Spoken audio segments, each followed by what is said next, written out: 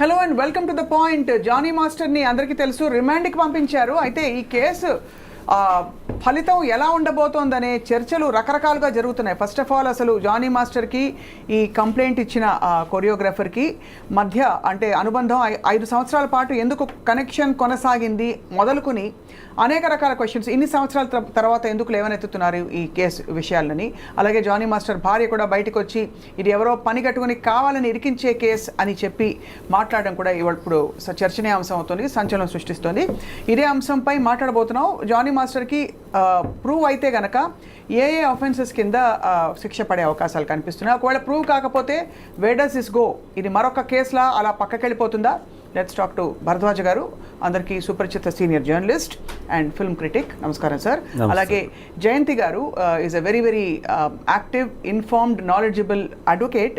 ముఖ్యంగా POSH and POCSO ఈ 2 చట్టాలకి సంబంధించి చాలా క్షుణ్ణంగా అధ్యయనం చేయడమే కాకుండా అనేక కంపెనీస్కి సెక్షువల్ హరాస్మెంట్ నివారణ కమిటీస్ సభ్యులుగా కూడా ఉన్నారు. కాబట్టి వారికి యాక్చువల్గా ఇది ఎలా ఫ్రేమ్వర్క్ ఎలా ఉంటుందో కూడా అర్థమవుతుంది. జయంతి గారు వెల్కమ్ అండి. Thank you so much for joining us. So first of all Bharadwaj గారు, మనం ఫ్యాక్చువల్గా కొన్ని పాయింట్స్ పెట్టుకుని మొదలు పెడతాం కాబట్టి మిమ్మల్ని అడుగుతున్నాం సార్, ఇది మరొక కేసుగా పక్కకి వెళ్ళిపోతుందా లేక దీని ప్రోగ్రెస్ని చూసి మీరు ఏమన్నా కొంచెం ఫలితం వస్తుందంటారా? అంటే కోర్టులోకి వెళ్ళింది కాబట్టి ఇప్పుడు విషయం అంటే అరెస్ట్ అయ్యాడు, ఆయన రిమాండ్కి వెళ్ళాడు, ఇప్పుడు జ్యుడిషియల్ కస్టడీకి అడుగుతున్నారు అనేది వినిపిస్తోంది. ఏది ఏమైనా కోర్టు పరిధిలోకి వ్యవహారం వెళ్ళింది కాబట్టి కొంత నిజాలు ఏమిటి అనేది తెలిసే అవకాశం అయితే ఉంటుందండి. రైట్. అంటే ఇది ఇంకొక కేసు అయినా కావచ్చు. అంటే ఆయన ఏం ప్రొవైడ్ చేస్తాడు, వాళ్ళే అతనికి ఎగనెస్ట్గా వాళ్ళేం సాక్ష్యాలు ప్రొవైడ్ చేస్తారు, కోర్టులో కంటెస్ట్ చేస్తారు. కంటెస్ట్ అయిన తర్వాత కోర్టు అంటే నిర్ధారించాలి ఇతను క్రైమ్ చేశాడో లేదా అనేది నిర్ధారణ అయితే రైట్ అప్పుడు ఏమిటి పరిస్థితి అనేది. అతని మీద సీరియస్ సెక్షన్సే ఉన్నాయి, ఆరోపణలు ఉన్నాయి. అలాగే అతన్ని సపోర్ట్ చేసేటువంటి వ్యక్తులు కూడా చాలామంది ఉన్నారు. ఇప్పుడు చాలామంది కొరియోగ్రాఫర్స్ అతనికి మద్దతు ప్రకటిస్తున్నారు. అంటే చాలా కాలంగా ఉంది, వాళ్ళ మధ్య రిలేషన్ అయితే ఉందనేది ఎస్టాబ్లిష్ చేశారు అందరూ. ఆ అమ్మాయికి అతనికి మధ్య అతను అసిస్టెంట్ కొరియోగ్రాఫర్ ఆవిడ. ఆ అమ్మాయి ఒక రియాలిటీ షోలో పరిచయం అయింది. ఆ రియాలిటీ షోలో పరిచయమైనటువంటి అమ్మాయితో ఈయన కొనసాగించాడు అనుబంధాన్ని. అది సెక్షువల్ హెరాస్మెంట్కి వెళ్ళింది అనేది ఆ అమ్మాయి ఎలిగేషను. రెండోది చాలా విషయాలు రాసింది ఆవిడ ఆ కంప్లైంట్లో. మతం మారి అతన్ని పెళ్లి చేసుకోమని అతని వైఫ్ ఈ అమ్మాయిని ఫోర్స్ చేసినట్టుగా కూడా ఒక వాక్యం రైట్ ఉంది దానిలో. అది ఒక యాంగిల్ తీసేసుకుని దాని మీద లవ్ జిహాద్ అనేటువంటి చర్చలు ఒకవైపు జరుపుతున్నారు. అవును. రెండో వైపు ఇంతకాలం ఎందుకు ఆగింది ఈ అమ్మాయి, ఎందుకు ఓపెన్ కాలేదు అనేది ఒక చర్చ. అంటే వీళ్ళిద్దరూ రిలేషన్లో ఉన్నారు, మణికొండలో ఏదో ఫ్లాట్లో ఉన్నారని కూడా ఎస్టాబ్లిష్ చేశారు కొంతమంది. అయితే ఫైనల్గా ఈ అమ్మాయి ఇతను దీర్ఘకాలంగా రిలేషన్లో ఉన్నారు. వీళ్ళిద్దరూ డ్యాన్సులు చేసి రీల్స్ పెట్టారు సోషల్ మీడియాలో. ప్రతి ఫంక్షన్కి ఆ అమ్మాయి హాజరైంది, ఎక్కడా కూడా పెయిన్ కనిపించలేదు. అలాగే అనసూయ గారు ఈ మధ్య మాట్లాడుతూ ఒక డ్యాన్స్ మూమెంట్ నేర్చుకోవడానికి ఆ అమ్మాయి దగ్గరికి వెళ్ళాను, తను చాలా ఎఫెక్టివ్గా ఉంది, ఆ పెయిన్ మోస్తున్నట్టుగా ఎక్కడా కనిపించలేదు అని అన్నారు ఆవిడ. ఇది టోటల్గా అంటే ఇప్పుడు ఈ రిలేషన్ ఎక్కడో స్ట్రైన్ అయింది, దాంతో ఆవిడ ఓపెన్ అప్ అయ్యి ఇప్పుడు కేసు ఫైల్ చేయడం జరిగింది అనేది ఒక అభిప్రాయం. రైట్. బట్ ఇక్కడ సార్ ఇప్పుడు మనం ఫ్యాక్ట్స్ పెట్టాం కాబట్టి ఏమేమి చర్చకు వస్తున్నాయని చెప్పి జయంతి గారు, మామూలుగా ఇటువంటి కేసుల్లో ఏ అంశాలని కోర్టు కానీ ఒక కమిటీ కానీ ఎవిడెన్సెస్గా పరిగణిస్తుంది? ఎందుకంటే ఒక సంఘటన ఇలాంటివి జరిగితే ఏది దొరకకుండా అఫెండర్ చేసే అవకాశాలే ఎక్కువ ఉంటాయి. So for example WhatsApp chats ఉండొచ్చు, ఇంకేమన్నా ఉండొచ్చు. What does the court take into cognizance? అందుకన్నా ముందు స్వప్న, ఫస్ట్ ఆఫ్ ఆల్ అతని మీద పెట్టిన సెక్షన్స్ ఏంటి, రైట్, అంటే ఆ సెక్షన్స్ ఎప్పుడు కూడా బేస్డ్ అపాన్ ద కంప్లైంటే ఉంటుంది. కంప్లైంట్లో ఏమి పెట్టిందో, ఏమని ఎలిగేషన్స్ రేజ్ చేసిందో బేసింగ్ అపాన్ ఇట్ సెక్షన్స్ అనేది ఫ్రేమ్ అవుతాయి. సో ఇక్కడ వచ్చిన సెక్షన్స్ వచ్చేసి 376(2)(n), తర్వాత 506, తర్వాత 323. ఈ 3తో పాటు ఈ 3 ఐపీసీ కింద, ఇవి కాకుండా section 5 read with section 6 of POCSO act. So ఇన్ని పెట్టారు. Okay. So 376(2)(n itself is a very big offence. అదేంటంటే ఇట్స్ అ కంటిన్యూస్ రేప్. కంటిన్యూస్గా ఆ అమ్మాయిని రేప్ చేస్తున్నాడని. సో ఇక్కడ ఆ అమ్మాయి ఏమంది, ఆల్మోస్ట్ 2020 నుంచి షీ హాస్ బీన్ హెరాస్డ్, సెక్షువల్గా హెరాస్ చేశాడు, అత్యాచారం చేశాడు అనేది ఫస్ట్ పాయింట్. దాని తర్వాత వచ్చేసి 506, అదేంటది క్రిమినల్ ఇంటిమిడేషన్. అంటే నువ్వు కనుక నేను అడిగిన డిమాండ్ని యాక్సెప్ట్ చేయకపోతే, నేను అడిగినట్టుగా నువ్వు చేయకపోతే, నా డిమాండ్స్ నువ్వు ఫుల్ఫిల్ చేయకపోతే నీకు నేను హామ్ చేస్తాను. ఆ హామ్ కెన్ బి మెనీ థింగ్స్.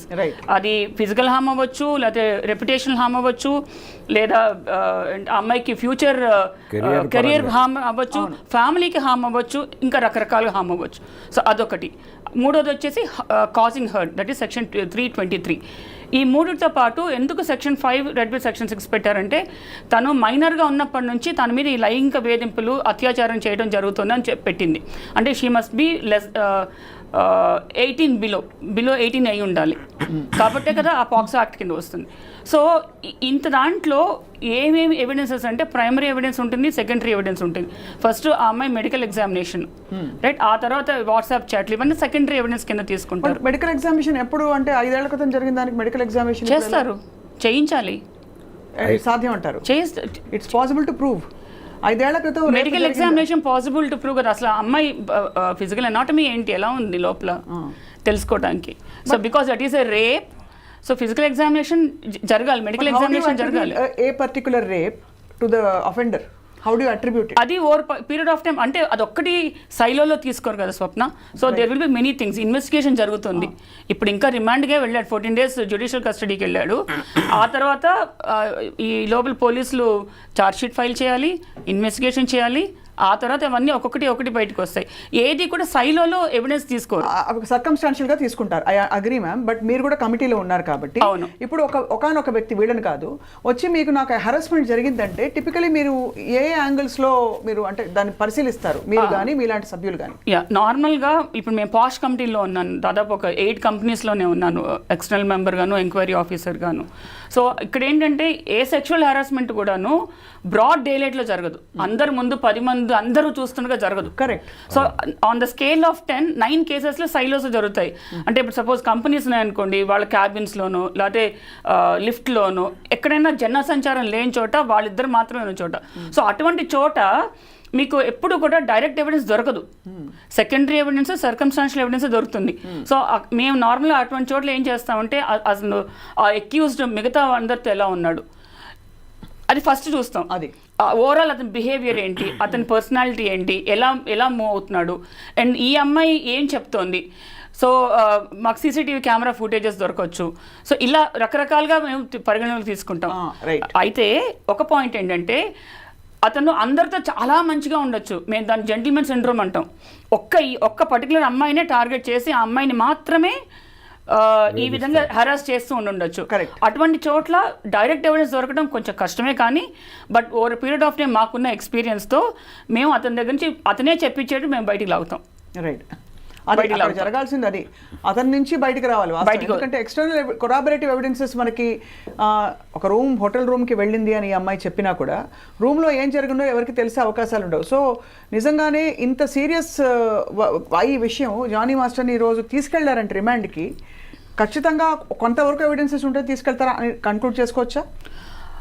ఇక్కడ ప్రిమా ఫేసి ఏమైందంటే, అక్కడ కంప్లైంట్ ఫైల్ అయింది, కంప్లైంట్ ఫైల్ అయినాక 0 FIR రిజిస్టర్ అయింది. రిజిస్టర్ అయినాక సార్ పట్టుకొచ్చారు, within 24 hours judicial magistrate దగ్గర ప్రొడ్యూస్ చేశారు. తర్వాత of course as a matter of process అతను జ్యుడిషియల్ కస్టడీకి పంపించారు. సో ఎవిడెన్స్ని కన్సిడర్ చేశారా అంటే అది ఈ స్టేజ్లో జరగదు, ఇంకా జరగదు. Nothing is proven, until proven everybody is deemed innocent in the court, in the eyes of law. Right. So అక్కడి నుంచి మాట్లాడదాం భరద్వాజ్ గారు, బికాస్ ఇది నిజంగా ఒక కుటుంబం, ఇది 2 కుటుంబాలకు సంబంధించిన విషయం. ఆ అమ్మాయి కుటుంబం ఉంది ఇక్కడ, ఇతని కుటుంబం కూడా ఉంది కాబట్టి చెప్పండి సార్. అయితే ఆ అమ్మాయి అంటే ఇతని వైఫ్ ఆ అమ్మాయి మీద, ఆ అమ్మాయి కుటుంబం మీద కూడా కొన్ని ఎలిగేషన్స్ రైజ్ చేశారు. నిన్న ఆవిడ ఇచ్చినటువంటి ఇంటర్వ్యూస్లో ఆ అమ్మాయి తన కెరియర్ కోసం ఏం చేయటానికైనా సిద్ధపడేటువంటి మెంటాలిటీ ఉంది అన్న పద్ధతిలో ఒక దాడి చేసింది ఆవిడ. ఇలా అంటే పర్సనల్గా క్యారెక్టర్ అసాసిన్ చేయటం లాంటిది అది కూడా. వాటి నుంచి ఎలాగైతే ఇతని మీద ఎలిగేషన్స్ ఫ్రేమ్ అవుతున్నాయో ఆ అమ్మాయి మీద కూడా కొన్ని ఆరోపణలు చేసేటువంటి ప్రయత్నం చేశారు. చాలా దురదృష్టకరం అది. అమ్మాయికి గతంలో చాలా మంది బాయ్ ఫ్రెండ్స్ ఉన్నారని, ఉన్నవి లేనివి ఇప్పుడు 100 మంది పింక్ సినిమాలో చూపించారు కదండి. No is a no. Yes కదా. సో చెప్పండి సార్. నో ఇస్ నో అనేది అంటే ఇప్పుడు ప్రధానంగా ఆరోపిస్తుంది ఏంటంటే ఎందుకు ఆ అమ్మాయి ఆ రోజునే మాట్లాడలేదు అనేది ఒక్కటే పాయింట్ అండి వీళ్ళ దగ్గర ఉన్నది. అవును, మాట్లాడకపోవడానికి రకరకాల కారణాలు ఉండొచ్చు. అంటే ఈ ట్రావెల్లో ఆ అమ్మాయి అలా అడ్జస్ట్ అయి ఉండొచ్చు, ఏదైనా ఒక ఘర్షణ తీవ్రమైనటువంటి పరిస్థితిలోకి వెళ్ళి ఉండొచ్చు. అప్పుడు ఇంకా భరించలేనని ఇంకా నేను దీన్ని బ్రేక్ చేసుకోవాలి అని అనుకుని వచ్చి కేసు పెట్టచ్చు. అంటే దాన్ని ఆ పాయింట్ని పట్టుకొని ఆ రోజు ఎందుకు మాట్లాడలేదు అనే ఒక పాయింట్ పట్టుకొని. అండ్ ఇలాంటి అమ్మాయిలపై సినిమా ఇండస్ట్రీ వాతావరణంలో పవర్ ఆర్గనైజ్డ్గా పూర్తి ఆర్గనైజ్ సెక్టర్ కాదు కాబట్టి దానికి పరిధులు పరిమితులు ఉండొచ్చు ఉండకపోవచ్చు కొన్ని depending on the production unit. కాబట్టి లైంగిక వేధింపులు జరుగుతున్నాయా లేదా? జరుగుతున్నాయి అనేది వాస్తవం అండి. రైట్, జరుగుతున్నాయి అనేది వాస్తవము. ఇక్కడ అయితే చాలా సందర్భాల్లో ఏం జరుగుతుందంటే ఈ ఎలిగేషన్స్ ఫాల్స్ ఎలిగేషన్స్ అనేస్తారు గబుక్కున. అంటే మనకి ఎస్సీ ఎస్టీ అట్రాసిటీస్ యాక్ట్ వచ్చినప్పుడు కూడా ఇది మిస్యూజ్ అవుతోంది అనే ఆర్గ్యుమెంట్ ఎక్కువ చాలా బలంగా ముందుకు తీసుకొచ్చారు. రైట్.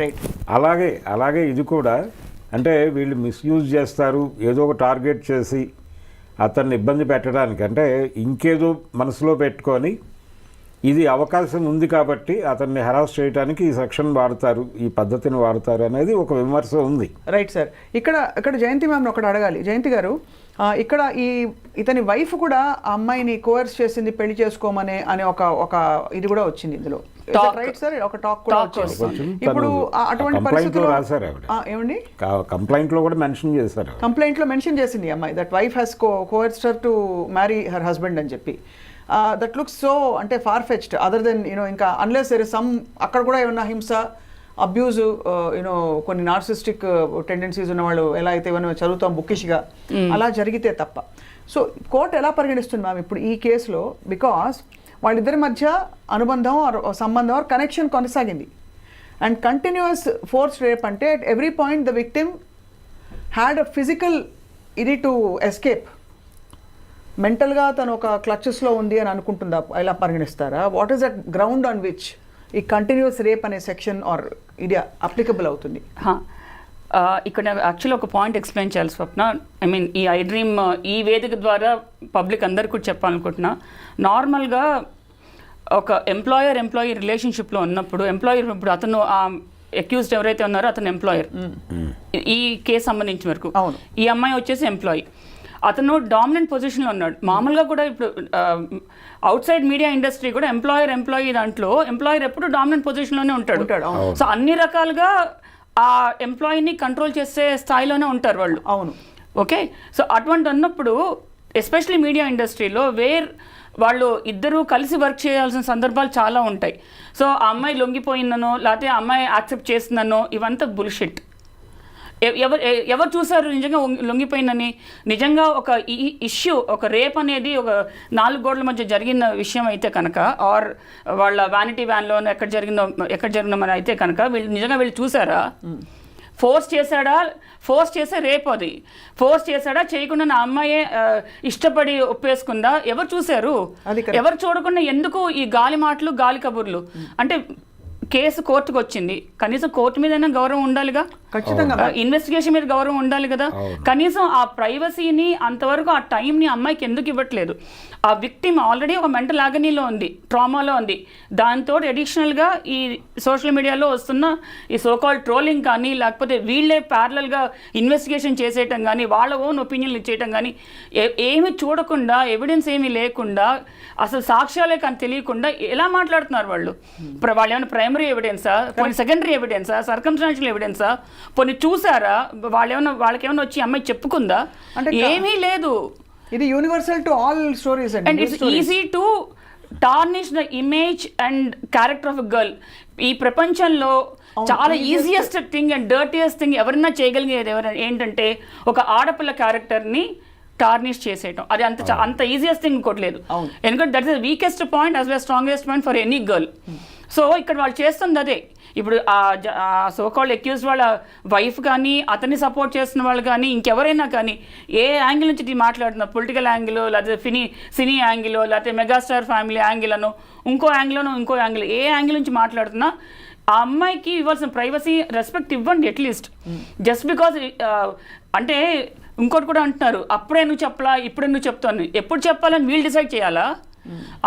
ఒక రేప్ ఇన్సిడెంట్ జరిగింది, that's not easy to accept it. అంటే కరెక్ట్ మ్యామ్, వీళ్ళు చెప్పరు, ఎవరు చెప్పకూడదు, సోషల్ మీడియాలో ఇది కామన్, ఇలా కామెంట్లు చెప్పడం కాదు, కంక్లూడింగ్ ఇట్. అంటే గౌరవ కోర్టు ఎలా పరిగణిస్తుంది ఈ ఫ్యాక్ట్స్ ని, ఈ డేటాని అని తెలుసుకునే ప్రయత్నం ఖచ్చితంగా అన్ని కన్సిడర్ చేస్తుంది, ఏ ఫ్యాక్ట్ ని వదిలిపెట్టదు. అంటే 5 ఏళ్ల తర్వాత తను కంప్లైంట్ చేసింది, బట్ ఇందులో ఇంత తావు ఉంది, లేకపోతే దీనికి తావు ఉంది, ఈ సంఘటనలు జరిగినట్టు కనిపిస్తున్నాయని చెప్పి evidence, there is evidence and circumstantial అన్ని పరిగణలోకి తీసుకుంటుంది స్వప్న. కోర్టు అనేది, కోర్టు ఈ మీడియాలో వస్తున్న సెన్సేషన్తో ఇన్ఫ్లుయెన్స్ అవ్వదు. It will go with the evidence, it will go with ఎవిడెన్స్లో కూడా primary evidence, circumstantial evidence, corroborative evidence అన్ని చూసుకునే ముందుకెళ్తుంది. సో మరి ఈ కమిటీ పాత్ర ఏంటి ఇందులో? అంటే ఈ కేసుని మరింత స్పీడప్ చేయడానికి, బికాస్ అన్ని వేళలా క్రిమినల్ సివిల్ కేసులు పెట్టకపోవచ్చు, కాంపెన్సేషన్ కోసం సివిల్ అండ్ ఛార్జెస్ ప్రెస్ చేయడానికి పాక్సో లాంటిది, బట్ ఈ committee in cases of majors for example who are sexually harassed, what does the committee do, what is it's expected to do? అసలు కమిటీకి ఉన్న పవర్స్ ఏంటి అక్కడి నుంచి మనం మాట్లాడితే, ఎసెన్షియల్లీ కమిటీ వచ్చేసి it has got all the powers of a civil court. అది పాష్ యాక్ట్ చెప్తుంది, sexual harassment women at work place act, prevention, prohibition and redressal. దానికి ఉన్న పవర్స్ ఆ 3 పరిధిలో వర్క్ చేయాలి. ప్రివెన్షన్ వర్క్ చేయాలి, ప్రొహిబిషన్ చేయాలి, రెడ్రెసల్ చేయాలి. ఇంత పని ఉంది.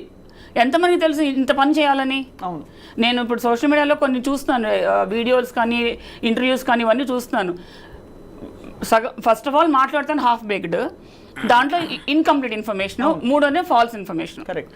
సో దాంతో యాక్చువల్లీ పబ్లిక్ ఎక్కువ నష్టం చేస్తున్నారు, కన్ఫ్యూజ్ చేసేస్తున్నారు. వాస్తవం. సో కమిటీ ఫస్ట్ ఫామ్ అయినాక వాళ్ళు ముందు చేయవలసింది ప్రివెన్షన్. అంటే ప్రివెన్షన్ అంటే అందరికీ తెలుసు సెక్షువల్ హెరాస్మెంట్ తప్పు అని, ఇట్స్ అన్ ఆఫెన్స్ అని తెలుసు, రైట్? స్టిల్ ప్రివెన్షన్ అనేది ఏంటి? More and more awareness create చేయండి, సో దట్ విక్టిమ్స్ ఎవరు ఉన్నారంటే వాళ్ళకి ధైర్యం వస్తుంది, నమ్మకం వస్తుంది. ఓకే, మాకంటూ ఒక కమిటీ ఉంది, ఒక సిస్టమ్ ఉంది in place, we can go there, complaint చేయొచ్చు. కానీ మీరు అనేది రైట్, చాలా రైట్ జయంతి గారు. భరద్వాజ్ గారు, మామూలుగా ఎవరైనా గొంతెత్తి ఒక మాట మాట్లాడితేనండి ఇలా జరిగింది నాకు అని చెప్పి యూ బీట్ చిన్మయి శ్రీపాద తను చెప్పిన సందర్భాలు ఉన్నాయి. చాలా మంది సెలబ్రిటీస్ వాళ్ళ గొంతు నొక్కేసే ప్రయత్నాలు చాలా జరిగాయి.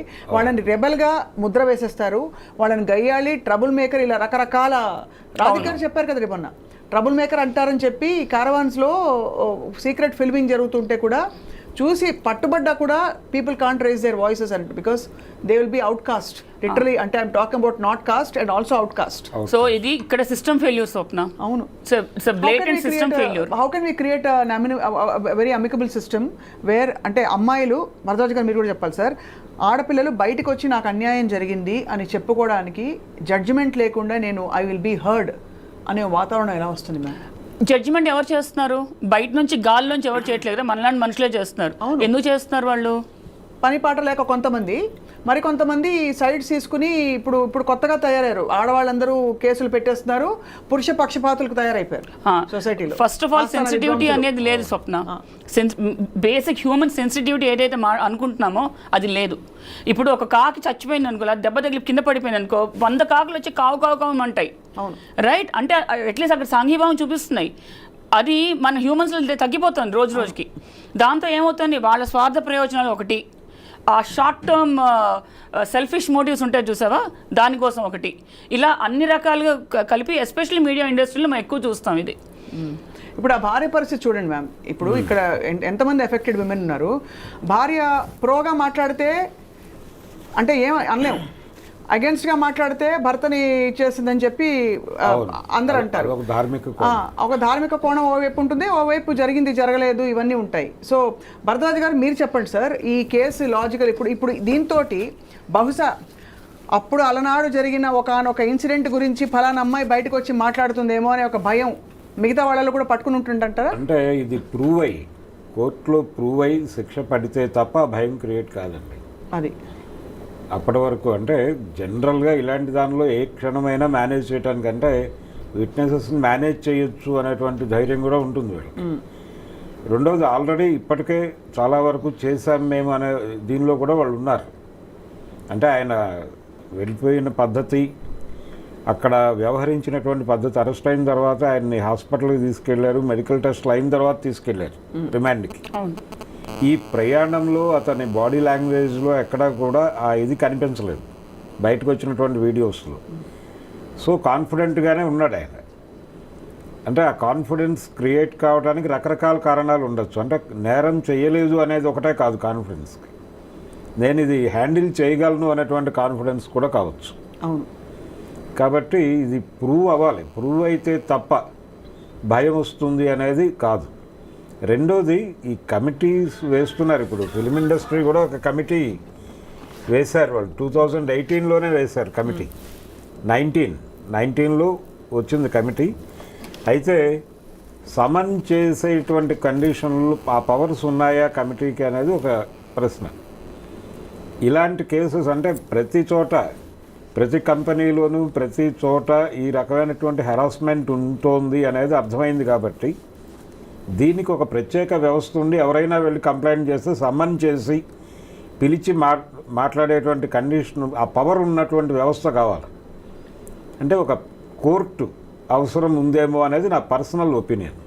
కోర్టు తప్పకుండా అవసరం సార్. అండ్ మోర్ ఓవర్ అసలు ఇప్పుడు ఒకసారి ఒక కంప్లైంట్ వేస్తే అది దాని మీద నెక్స్ట్ యాక్షన్ స్టెప్ జరిగేలోపు ఒక 3 వారాలు 2 వారాలు కమిటీ మెంబర్స్ అందరికీ కుదరక రకరకాల కారణాల వల్ల ఎవ్రీథింగ్ గెట్స్ డిలేడ్. ఆ డిలేలో ఆ కన్విక్షన్ నీరు గారిపోతుందండి. Because of so many influences. నీకు అవసరమా, ఇప్పుడు అయిపోయింది ఏదో అయిపోయిందని మొదలుకొని చాలామంది రకరకాలుగా చెప్తారు. నోబడీ ఆస్క్స్, అలా ఎంకరేజెస్ యూ, నువ్వు వచ్చి వెళ్ళి మాట్లాడు బయటికి అని చెప్పి. సో ఖచ్చితంగా I think this is something that has to be addressed right away. అయితే ఒకటే అడుగుతాను సార్ అండ్ మేడం మిమ్మల్ని, sexual harassment at work place అని అనడానికి ఒక 5 పాయింట్లు చెప్పండి ma'am. I'm being harassed, I need to escalate అని ఒక అమ్మాయి తెలుసుకోవడానికి. బికాస్ చాలా ఏరియాస్ గ్రేగా బ్లర్డ్గా ఉంటాయి. Starting from comments, personal comments. So sexual harassment at work place నేను మీడియాకి లిమిట్ అయ్యమని చెప్తాను. ఎందుకంటే మన కేసు ఇప్పుడు మన మీడియాకి సంబంధించిన కేసు కాబట్టి ఇక్కడ ఏంటంటే వాళ్ళకి ఒక పర్టికులర్ వర్క్ ప్లేస్ అనేది ఉండదు. ఎక్కడ యూనిట్ వెళ్ళి ఎక్కడ షూటింగ్ జరిగితే అదే వర్క్ ప్లేస్ అవుతుంది. లేదా ఒక పర్టికులర్ ఆఫీస్లో కూర్చొని వర్క్ చేస్తుంటే అక్కడ అది వర్క్ ప్లేస్ అవుతుంది. లేదా ఒక స్టూడియోలో, ఇప్పుడు మన స్టూడియోలో ఉన్నాం, ఇది వర్క్ ప్లేస్, ఇది ఒక వర్క్ ప్లేస్. ఇక్కడ ఈ స్టూడియో పెద్దలు ఉంటారు కదా, స్టూడియో ఎవరైతే యజమాన్యం, వాళ్ళందరూ కూడా ఏం చేయాలంటే ఫస్ట్ ఎవరైతే ఈ వర్క్ ప్లేస్లోకి వస్తున్నారో ఇది సేఫ్ ప్లేస్ టు వర్క్ అని ముందు అష్యూరెన్స్ ఇవ్వాలి. అవును, నెంబర్ 1. అంతేకాకుండా సెక్షువల్ హారాస్మెంట్ అంటే ఒక మిత్ ఉంది స్వప్న, ఏంటంటే ఫిజికల్గా చేస్తేనే అని, అంటే ఫిజికల్ ఇంటిమసీలోకి వెళ్తేనే అని కాదు. ఒబ్సీన్గా ఏమైనా పిక్చర్స్ షేర్ చేసినా, ఫొటోస్ పెట్టినా, ఒబ్సీన్ రిమార్క్స్ పాస్ చేసినా, దట్ ఒబ్సీనిటీ ఇంక్లూడ్స్ మన బాడీ వెయిట్ గురించి బాడీ షేమింగ్ చేయటం, కలర్ ఆఫ్ ద డ్రెస్, మన colour complexion, height, weight, body weight, దేని గురించి మాట్లాడినా that comes under sexual harassment. Right. Okay. అది కాకుండా ఏమన్నా మన గురించి సెక్షువల్ టించ్లో మన దగ్గర నుంచి ఏమైనా ఫేవర్స్ అడుగుతున్నా, క్విట్ ప్రోకోలో, లేదు మామూలుగా కూడా సెక్షువల్ ఫేవర్స్ ఎక్స్పెక్ట్ చేస్తున్నా, ఇవన్నీ కూడా సెక్షువల్ హారాస్మెంట్ దాని కిందకే వస్తాయి. రైట్. ఇన్ఫ్యాక్ట్ మీడియా దానికి వెళ్తే, ఫిల్మ్ ఇండస్ట్రీకి వెళ్తే ఈవెన్ వ్యానిటీ వ్యాన్ ఏదైతే ఉంటుందో వాళ్ళ వ్యాన్, అది కూడా వర్క్ ప్లేస్ అవుతుంది. వాష్రూమ్స్, క్యాబిన్స్, షూటింగ్ లొకేషన్స్, ఇవన్నీ కూడా సెక్షువల్ హరాస్మెంట్ కిందకి వస్తాయి. అంతేకాదు ఇప్పుడు వాళ్ళు అవుట్డోర్ లొకేషన్కి వెళ్తారు, రైట్, అది కూడా వర్క్ ప్లేస్ కిందకే వస్తుంది. సో అక్కడ ఫిజికల్ ఇంటిమసీ అక్కర్లేదు, ఏవైనా సరే ఫిజికల్, వర్బల్, నాన్ వర్బల్ అని కూడా యాక్ట్ చెప్తోంది. ఇందాక మన భరద్వాజ్ గారు చెప్పినట్టుగా యాక్ట్ కింద యాక్చువల్గా కమిటీకి సమన్ చేసే హక్కు ఉంది. రైట్. అది పవర్, నాట్ ఈవెన్ హక్కు, అది పవర్. అది power of the committee is to summon any party, any person or even witnesses. వాళ్ళు మాకు అనుమానం ఉన్న ఎవరైనా కూడా పిలవచ్చు, పిలిచి వాళ్ళ దగ్గర స్టేట్మెంట్ రికార్డ్ చేసుకోవచ్చు, వాళ్ళని ఎంక్వైరీ చేయొచ్చు. ఆ పవర్స్ అన్నీ ఉన్నాయి. కానీ ఇన్ని పవర్స్ ఉన్నాయి, ఇవన్నీ ఈ పవర్స్ మేము యూటిలైజ్ చేసుకోవచ్చు అని ఎంతమందికి తెలుసు అనేది నా క్వశ్చన్. అవును, తప్పకుండా ఆ అవేర్నెస్ అయితే లేదండి. ఆ అవేర్నెస్ లేదు. ఇప్పుడు ఇండస్ట్రీకి సంబంధించి కూడా ఒక రెడ్ బాక్స్ ఉంది అక్కడ, దానిలో కంప్లైంట్లు డ్రాప్ చేయండి అని చెప్తున్నారు. ఇప్పటికీ చాలామందికి తెలియదు ఆ విషయం. కానీ ఏ రెడ్ బాక్స్ సార్? ఆనెస్ట్గా చెప్పనా సార్, ఇది సినికల్గా ఉండడం కాదు, కానీ గగ్గోలు పెట్టి గొంతు చించుకుని అరుస్తుంటేనే లక్ష ఏకరులు పెడుతున్నారు. అయ్యో ఇలాగా అప్పుడు ఎందుకు చెప్పలేదు, ఇలా అయితే ఆ రోజు ఎందుకు మాట్లాడావు, ఇవన్నీ చెప్తున్నారు. మరి ఒక రెడ్ బాక్స్లో ఒక కంప్లైంట్ వచ్చి వేస్తే అది కూడా పెద్ద పెద్ద వాళ్ళ మీద, ఇప్పుడు ఒక జానీ మాస్టర్ అంటే అతను పెద్ద ఒక చిన్న అది పక్కన పెడితే బాగా పెద్ద పెద్ద వాళ్ళు ఇన్వాల్వ్ అయిన అనేక సెక్షువల్ క్రైమ్స్ 100 జరుగుంటాయి దేశవ్యాప్తంగా ఉన్న ఫిల్మ్ ఇండస్ట్రీలో అని చెప్పి అది ఇండస్ట్రీ రిపోర్ట్సే చెప్తున్నాయి. ఇది మనం చెప్పేది కాదు. ఎవరైనా ఒక్కళ్ళ మీద యాక్షన్ తీసుకోగలుగుతారా సార్? లేదండి.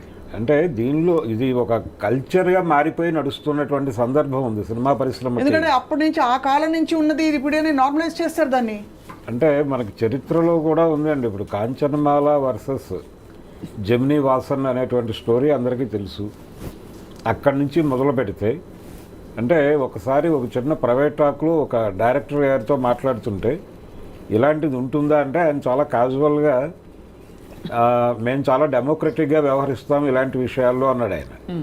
అని ఒకవేళ హీరో గారు హీరోయిన్ అంటే అవుట్డోర్కి వెళ్ళినప్పుడు ఆయన అడిగితే మేము ఆయన అభిప్రాయాన్ని చెప్తాము, ఆవిడ అంగీకరించకపోవచ్చు కూడా. ఒక్కొక్కసారి అంగీకరించకపోయినప్పుడు ప్రాజెక్టుకి ఆవిడ అవసరము అనుకుంటే ఆవిడని డిస్టర్బ్ చేయం, ఆవిడ అభిప్రాయాన్ని గౌరవిస్తాం. ఆవిడ ప్రాజెక్టుకి అవసరం లేదు అనుకుంటే మాత్రం తీసేసి ఆ క్యారెక్టర్లో ఇంకెవరినైనా పెట్టి తీసుకెళ్తాం అన్నాడు. అంటే దీన్ని డెమోక్రటిక్గా వ్యవహరించడంగా చెప్తున్నారు. అది కండిషన్ అక్కడ ఉంది. అది ప్రాబ్లం ఉన్నమాట వాస్తవం. అయితే ఈ ప్రాబ్లం వలన సఫర్ అవుతున్న వాళ్ళు దీన్ని ఎలా అడ్రస్ చేయాలి, ఎక్కడ ఎవరితో చెప్పాలి అనే దానికి సంబంధించినటువంటి అవేర్నెస్ ఉందా లేదా అనే దానికంటే కూడా ఇది కెరియర్కి సంబంధించిన వ్యవహారంగా మార్చేస్తున్నారు. అంటే మీ కెరియర్ ఉండదు, ఇక మీరు దానికి అష్యూరెన్స్ ఇస్తూ కొంతమంది మొన్న ఈ అమ్మాయిని సోలో కొరియోగ్రాఫర్గా తీసుకుంటామని చెప్పారు. ఇప్పుడు వాళ్ళని ఈ కేసు వెనకాల అంటే జానీ మాస్టర్కి వ్యతిరేకంగా పనిచేస్తూ ఈ అమ్మాయిని వాళ్ళు గైడ్ చేస్తున్నారు, వాళ్ళ హస్తం ఉంది అనేది ఒక స్టోరీ బయట మనకి. అంటే ఇదే అంటే ఈ మాట్లాడే సమాజం అంతా కూడా వాళ్ళ ఇంట్లో ఆడపిల్లలకి జరిగితే ఏమిటి అని ఆలోచించే పరిస్థితిలో కూడా సిగ్గుపడాలి, జాలిపడాలి వీళ్ళందరినీ. అంటే అట్లీస్ట్ మీరు అన్నట్టుగా ఫేర్ ట్రయల్ ఇచ్చి ఎవరు దోషి నిర్దోషి అని చెప్పట్లేదు, కానీ గౌరవ కోర్టు పరిధిలో ఉంది, మనం అప్పుడే కామెంట్స్ పాస్ చేయొద్దనే పాయింట్ కూడా రాలేకపోయారు అందరూ. సో ఫైనలీ మ్యామ్ జయంతి గారు, ఇవాళ అంటే ఇన్ని కమిటీస్లో సభ్యురాలుగా మీరు ఉన్నారు కాబట్టి మిమ్మల్ని అడుగుతున్నాం, ఏం చేయాలి ఒక అమ్మాయి హెరాస్మెంట్ జరిగితే? తనకి ఒకవైపు సర్వైవల్ ప్రాబ్లమ్స్ ఉండొచ్చు, వాళ్ళ పేదరికము ఇంకోవైపు నాకు ఎవరు మద్దతు పలకరు, ఐ వోంట్ బి హర్డ్ అనే ఒక కాన్ఫిడెన్స్ ఉండుండొచ్చు, ఒక డిఫరెంట్ మోడ్లో చెప్పకపోవచ్చు. What do you suggest? So Swapna, నార్మల్గా కంపెనీస్లో అయితే ఈ ఐసీ కమిటీ అనేది ఒకటి ఉంటుంది అండ్ ఖచ్చితంగా చేయాలి. ఎందుకంటే ఈ కంపెనీస్ అన్నీ కూడా end of the financial year వాళ్ళు ఆర్ఓసికి, రిజిస్టర్ ఆఫ్ కంపెనీస్కి, మినిస్ట్రీ ఆఫ్ కార్పొరేట్ అఫైర్స్ వీళ్ళందరికీ సబ్మిట్ చేయాలి, రిపోర్ట్ సబ్మిట్ చేయాలి. అలాగే directors, board of directors are liable.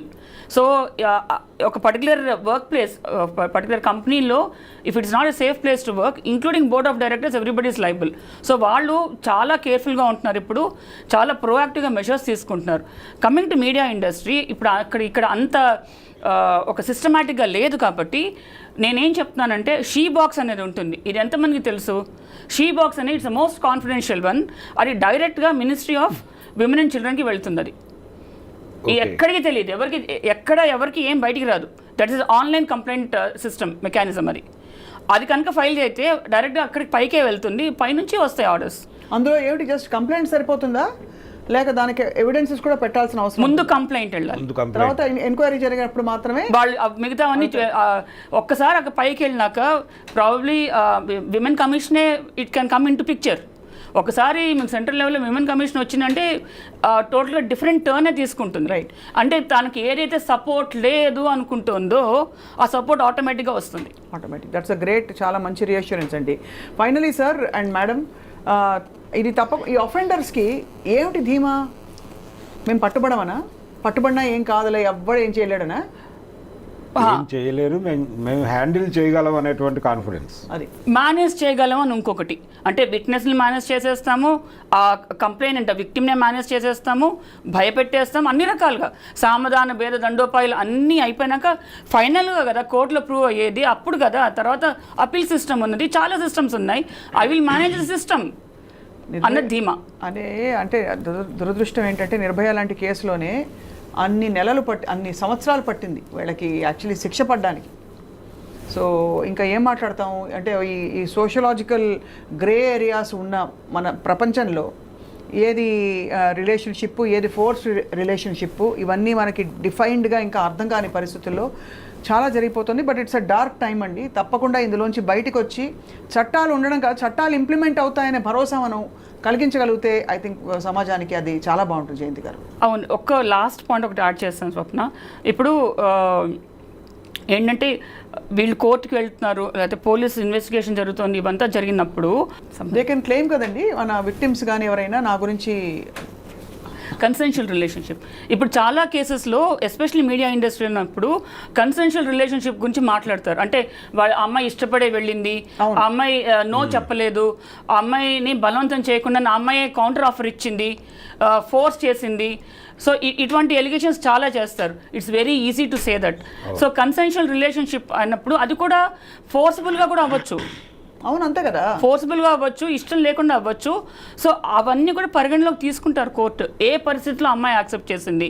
So consensual relationship అంటే అఫ్కోర్స్ అది ఖచ్చితంగా సెక్షువల్ హారాస్మెంట్ యాక్ట్ కిందకైతే రాదు పరిధి.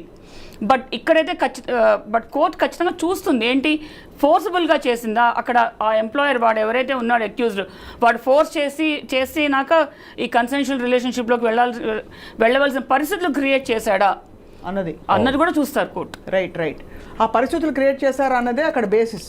రైట్ భరద్వాజ్ గారు, ఫైనలీ సార్, ఇక్కడ పూనం కౌర్ త్రివిక్రమ్ శ్రీనివాస్ గారి మీద వేసి పెట్టిన ఒక ట్వీట్ కూడా అది కూడా ఇప్పుడు వైరల్ అవుతుంది. అది దేనికి సంబంధించిన అన్వయించుకోవాలి మనం? అంటే చాలా కాలంగా ఆవిడ త్రివిక్రమ్ని పవన్ కళ్యాణ్ని టార్గెట్ చేస్తూ ట్వీట్లు చేస్తూ వస్తున్నారు. అయితే పేర్లు ప్రస్తావించలేదు, ఎప్పుడు అన్యాపదేశంగా చెప్తూ వస్తున్నారు. ఈసారి ఫస్ట్ టైం ఆవిడ చెప్పారు. అయితే ఇక్కడ ఆవిడ కంప్లైంట్ ఎప్పుడో ఇచ్చాను మా అసోసియేషన్కి అని చెప్తున్నారు ఆవిడ. ఆ కంప్లైంట్ మీద ఏ చర్య తీసుకోలేదు అని ఆవిడ చెప్తున్నారు.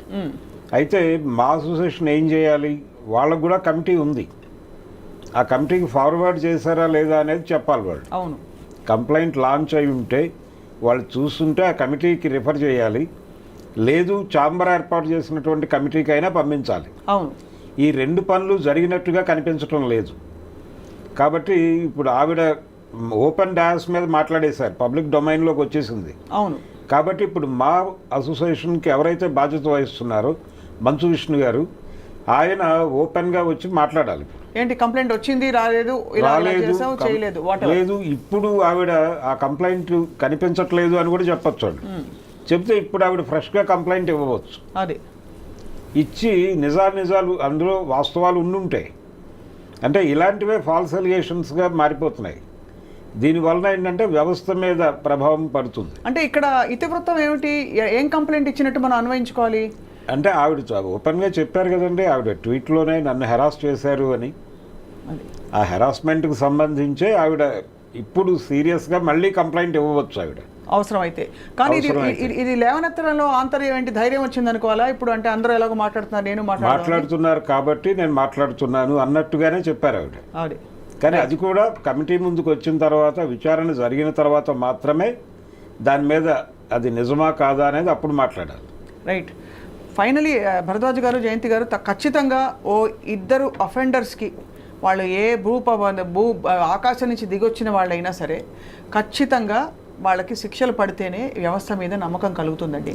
మొన్న మలయాళ చిత్ర పరిశ్రమ హేమ కమిటీ రిపోర్ట్ కావచ్చు, ఇది కావచ్చు, I think it's high time we act and the honourable courts take these offences very seriously అండి. అఫెన్సెస్ ఎప్పుడు సీరియస్ అండి, సిస్టమ్ ఎప్పుడు స్ట్రిక్ట్గానే పనిచేస్తుంది. కాకపోతే justice delayed is justice denied అంటాను నేను. సో ఆ జస్టిస్ తొందరగా రావాలి అంటే ఈ సిస్టంలో ఎవరైతే ప్రొవైడ్ చేయాలో ఎవిడెన్స్ కానీ ఇన్వెస్టిగేషన్ కానీ ఇది తొందరగా కంప్లీట్ అవ్వాలి. సో నార్మల్గా అందరు కోర్ట్స్ని బ్లేమ్ చేస్తారు, వాళ్ళని కోర్ట్స్ని జడ్జెస్ని లేదా లాయర్స్ని అంటారు. దీంట్లో కోర్ట్స్ రోల్ ఏం లేదండి. అంటే పనిష్మెంట్ పడకుండా చేయడానికి కోర్ట్స్కి ఏం రోల్ చేయదు. కోర్ట్స్కి అందరూ ఒకటే, వాళ్ళు ఒకటే, వీళ్ళు ఒకటే, అందరూ ఒకటే. వాళ్ళకి కావాల్సిన కోర్ట్స్కి కావాల్సిన ఎవిడెన్స్, రైట్, ఆ ఎవిడెన్స్ కనుక సరిగా తీసుకొచ్చి చూపిస్తే court will definitely take it's role. అదే ఇప్పుడు మనం అక్కడ కల్కటా కేసు చూస్తే సుప్రీంకోర్టు వచ్చి చివాట్లు పెడితే తప్పిస్తే యంత్రాంగంలోని వివిధ భాగాలు వర్క్ చేయడం స్టార్ట్ అయ్యాయి కదా. అంటే ప్రతిదానికి కోర్టు రావాలన్నమాట. కోర్టు రావాలి, కానీ కోర్టులు అతి త్వరగా పరిష్కరించి ఒక మోడల్ ఏర్పాటు చేసి ఒక మోడల్గా దీన్ని ఎస్టాబ్లిష్ చేయగలిగితే మాత్రం చాలా గ్రేట్గా ఉంటుందండి, చాలా బాగుంటుంది. ఐ థింక్ మరింత మంది అమ్మాయిలు బయటకు వచ్చి ఈ పోకళ్ళు ఖచ్చితంగా మారాలండి. స్త్రీ స్వేచ్ఛ, మనం విమెన్ ఈక్వాలిటీ 33% ఇన్ చట్టసభల్లో అవన్నీ మాట్లాడుతున్న రోజుల్లో ఇలాగా గౌరవప్రదమైన వర్క్ ఎన్వైరన్మెంట్ ప్రొవైడ్ చేయలేని ఒకటి it's a major failure in our country. Exactly, true, actually across the world, primarily in our country. Thank you Jayanthi garu, మళ్ళీ మాట్లాడదాం. For your valuable time. Bharadwaj garu, as always ధన్యవాదాలు సార్. స్టెబిలిటీతో పాటు మంచి ఇన్ఫర్మేటివ్ డిస్కషన్ ఇచ్చినందుకు మీకు ధన్యవాదాలు. థ్యాంక్ యూ, నమస్కారం.